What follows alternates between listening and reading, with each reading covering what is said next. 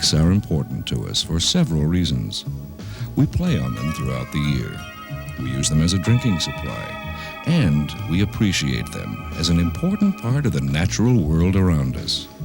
4 high school students from the Mid-Coast area were concerned about water quality on a local lake. After seeing the green stuff that formed there every summer, they decided to find out what caused the problem and what could be done to prevent the same thing from happening on other lakes. My name's Aaron Bailey, and I'm from Camden Rockport High School. Hi, my name is Leslie, and I am 15, and I'm going to be a junior at Rockland High School. Hi, I'm Reggie Gracie. I'm from Menominee Valley, and I'm 17 years old. Hi, my name is Jessie Peck, and I'm 14 years old. I'm going to Georges Valley High School. I'll be a sophomore this year. What I want to be in future plans is a game warden out in the boondocks somewhere so I can study, because I love the outdoors. I can't stand being in an office. And I hope, by doing this video, that we can try to solve the problem or at least make a step in that direction. And so I thought this would be a good, good way to learn hands-on and understand more about the environment and the water. I want to do something, make this world a better place, and I'm excited that as a kid I'm doing something about it.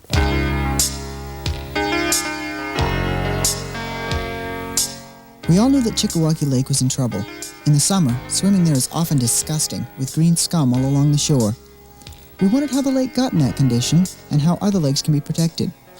Leslie talked to Trevor Hunt, the laboratory director at the Camden Rockland Water Company. The local water company that uses the lake as a backup water supply. Trevor's been monitoring water quality in Chickawaukee Lake for almost 10 years. He told us that the green stuff we'd seen in Chickawaukee were microscopic plants called algae. Chickawaukee's been a really interesting study. The levels of algae have just been really tremendous. The trend has been that the lake is really choking off with algae each year, and it doesn't seem to be getting any better. My folks settled here, first settlers ever, right here on Chickawaukee Lake in 1765. I talked to 2 long-term residents of the area, Jane Hollowell and Earl Toman, to find out what changes they had seen in the lake since they were kids. They said at one time the lake had been crystal clear, perfect for swimming. Oh, I can remember when it was a water supply of sneaking in and swimming. But after that, after a while, they let us swim there. And all the children from the village came down. When we were young, there was just about 3 houses on the main Route 17 and none on the other side. Do you have any advice for the people who live on lakes with less development at this time? Yeah, don't let too many get in there.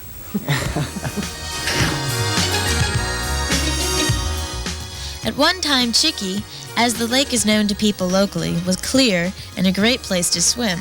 I talked to Barbara Welch from the Department of Environmental Protection, the state agency that monitors our lakes, to find out why the algae on Chickie was growing so quickly. She told me that algae is natural in all lakes, but in some lakes it grows at an unnaturally rapid rate. Phosphorus is the fertilizer for algae. And if you add phosphorus, then you're fertilizing the algae. You're making it grow. You're getting a bigger crop of it, like you'd fertilize your garden, or a farmer would fertilize a hay crop. To get more production, if you fertilize a lake with phosphorus, you get more algae, which you don't usually want on a lake. So phosphorus is what's turning our lakes green. Phosphorus comes from a number of sources, including 1. Runoff from farming, fertilizer, and manure. 2. Development, building, construction, and changes in land use. 3. Septic systems. 4. Detergents with phosphates. And 5. Poor road construction.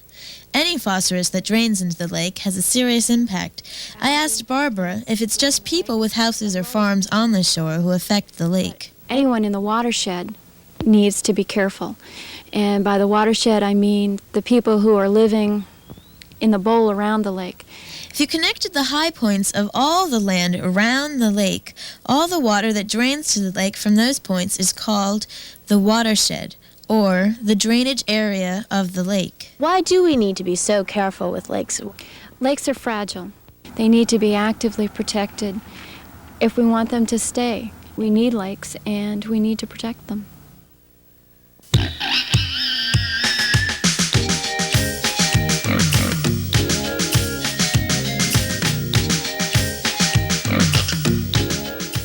In Swanville, there's a big farm right on the lake. Bob Bowen raises pigs and hogs there. A few years ago, we got worried about the lake. We got a brook that runs down here behind you. It feeds the lake. It comes out on one end of my property. There's another brook on the other side of it. So the main thing we had to do was make sure we had clean water going into the lake. Bob has done a tremendous job of protecting the lake. He's surrounded the farm with diversion ditches and drains. He has manure storage facilities and is building a cement-lined and sealed barn. He has taken all these precautions because there are brooks on both sides of his property that drain right into the lake. But he says it's not just people who live right on the lake that need to be careful. Not just farms, regular homeowners can create a problem because they sort of figure that's a wasted little ditch. It doesn't really do much for my land, so we'll throw stuff in it. And then rain comes, washes by, goes into a bigger brook and ends up in the lake, and then you've got pollution.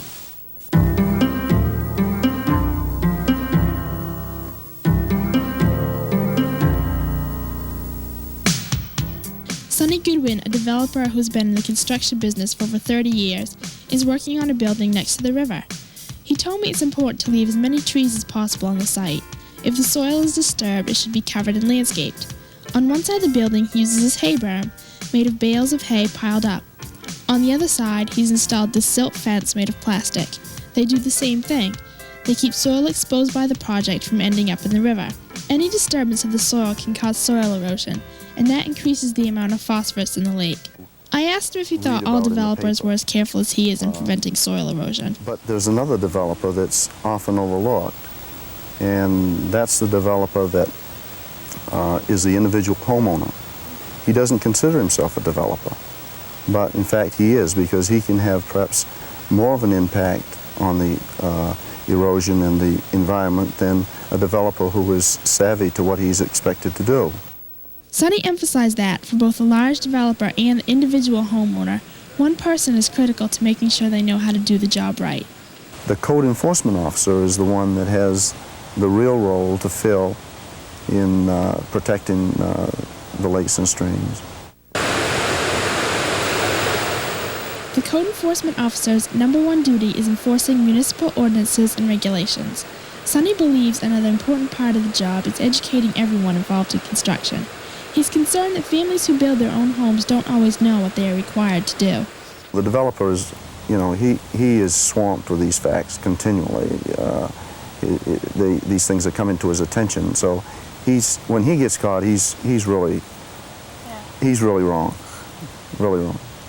In Rockland, my job entails a lot of different regulations. Dave Kallick is the code enforcement officer for Rockland. His job isn't easy. He is the lake's first line of defense. What can people do to help the situation? I think, to me, the most important thing is to just be aware that even though you may be a mile or more from the lake, what you do on your property certainly has a big effect on the lake. Part of the shoreline of Chilliwacky is located in Rockland, so Dave is very familiar with the problems there. One of the problems are septic systems. Many are old, poorly maintained, and are being used more than in the past. Dave told me septic systems should be up to code, properly maintained and pumped out on a regular basis. And you should do what we did, check the label on any detergent you buy to make sure it says no phosphates.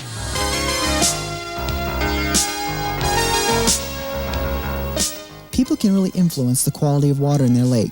There's strength in numbers, and a local lake or watershed association can have a major impact by educating the community and taking action to protect the lake. I talked to Dick Davison, who has lived for many years on a nearby lake. He's the president of the Gundercook Watershed Association. The MWA works hard to keep its membership informed through regular meetings, a newsletter, and updates on water testing results. Could you tell me the purposes of a watershed association? I guess the key word, Reggie, would be protection. By that I mean the preservation and protection of this fantastic water resource and the avoidance of any damage to that great God-given benefit. Recently, the association was able to work out an agreement with a local property owner to place his property in a conservation easement, protecting it from development. 40 beautiful acres of lakeside land is now under an easement and will remain that way forever. Dick is a representative to the Mid-Coast Water Study Commission. The commission works to inform people in the Mid-Coast area about water quality issues. The chair of the Water Study Commission is Mary McPherson from the Eastern Mid-Coast Planning Commission. One of the really important things about working on this regional basis with towns and lake associations and the water company is that all those people come to a meeting with different priorities, with different specific things that they'd like to see accomplished. And what we've been able to do through the Water Study Commission is to see what things we all share, what things everyone is concerned with, and what it comes down to is everyone's concerned about protecting the lake. There may be different reasons for that concern, but we can all work together to protect them. I asked Mary to tell me some of the problems that have been solved through regional cooperation. There's a road on Chickawaukee Lake that was causing serious soil erosion. The water was, when there was rain, the water would cause the soil to go down and end up in the lake. Through the combined efforts of the Chickawaukee Lake Association and a number of other people, the situation has gotten better. The road has been improved and culverts have been built that help channel the water and eroded soil away from the lake. The Rockland Golf Course used to put fertilizer on their course in the part of the golf course that went down to Chickawaukee. And a representative of the Water Study Commission went and talked with the golf pro at the golf course who agreed to stop using fertilizer. So that we saw as another really positive step that we were able to influence. We headed over to the golf course to find out more.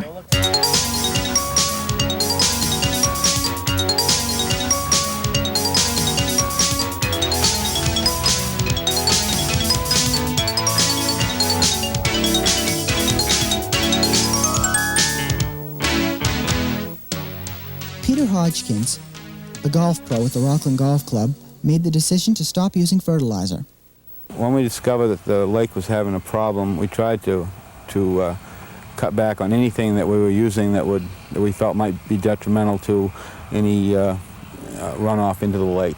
Fertilizer contains phosphorus and causes problems for the lake when it's used by a golf course, a farmer, or a homeowner. Hopefully, if everybody works hard at it, we're going to come to a clean lake one day. We still had some more questions about how we can help protect lakes, but we decided to take a break and headed for the lake for some hands-on research.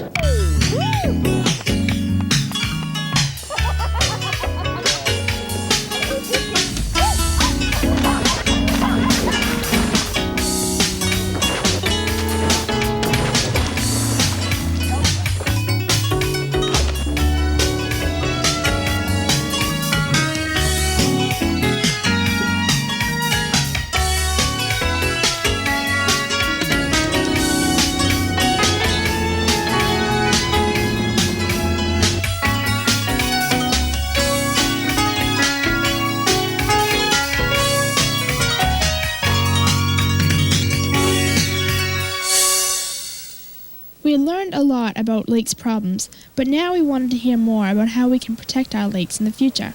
Trevor Hunt from the Water Company told me how important water monitoring is. There are volunteer monitors around the state who do water testing regularly from spring through fall. It's a wealth of information that we gather. It really documents what's happening. It all gets graphed out and looked at year to year. We try to see if there's a trend occurring, that type of thing. Trevor showed us the equipment monitors used to test how clear the water is. This here, Secchi disc.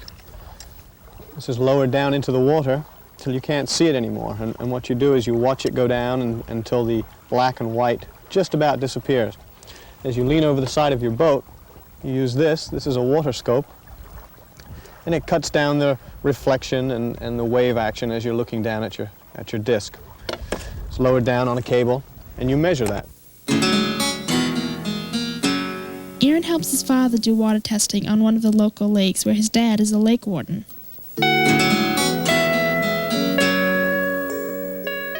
I've spent a lot of time out on the lake with my dad since I was little, swimming or fishing, and lately I've started to help him out with water testing. We go around noontime once every 2 weeks, all summer. It's a good excuse for getting out on the water, and it's the best way to keep track of the quality of the lake.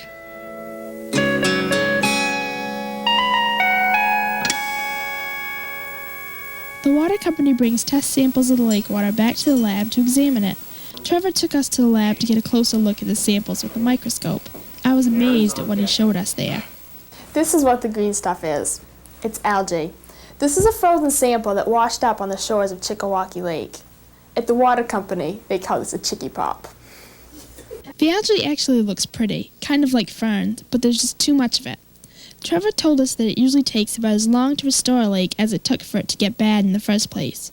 It's expensive too, and since Chickawaukee is a public drinking supply, in the long run it's going to cost us all a lot of money to fix it.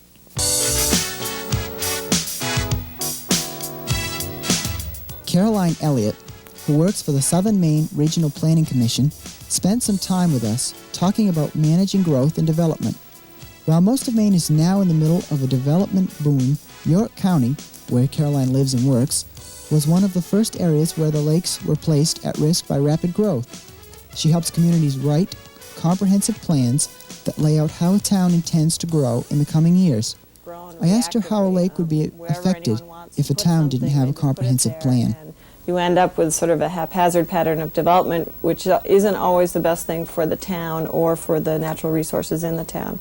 So the purpose of comprehensive planning is to really put a little time into thinking about where the town's going and what is special about it and what you want to protect. Caroline stressed the importance of towns working together. You need to try and get the towns to coordinate their activities so they have similar regulations so that you have protection throughout the watershed and not just in one piece of it. I asked her if she had any suggestions on things people our age can do to help. They can write their legislator and tell them that protecting water quality in Maine lakes is important to them and that they think the Maine legislature should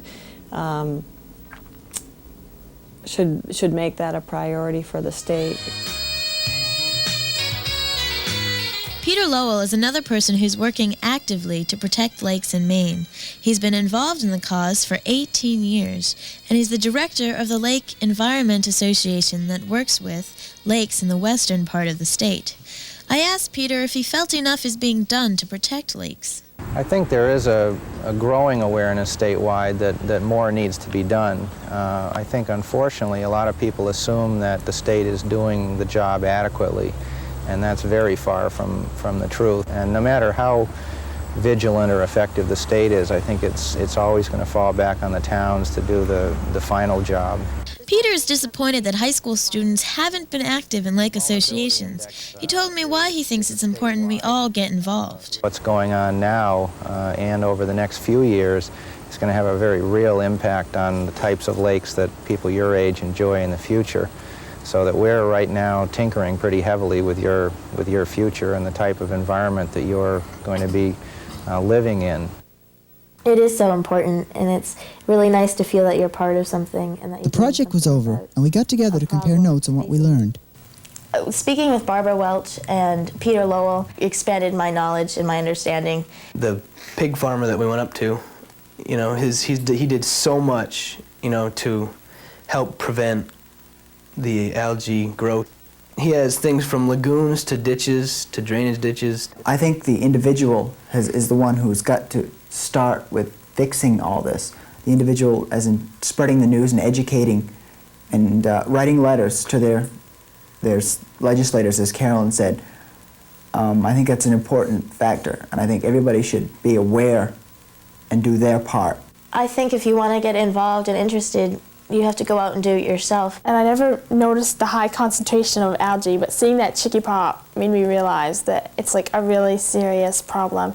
And not many people know that, especially like all the people that are in the watershed. They think just because they aren't right on the lake, they don't count, but everybody is included, everybody in the watershed. The people associated with the watershed groups are the ones that really have a high responsibility.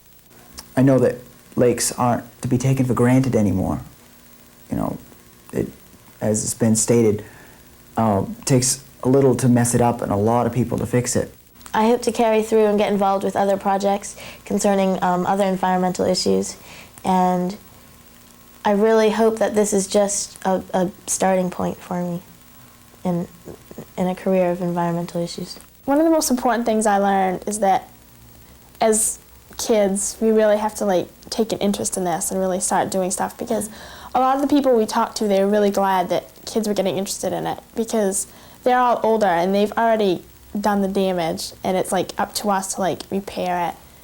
And so I think that's the most important thing, because it's going to be ours in the future, and we really have to make it safe, and we really have to go for the cause.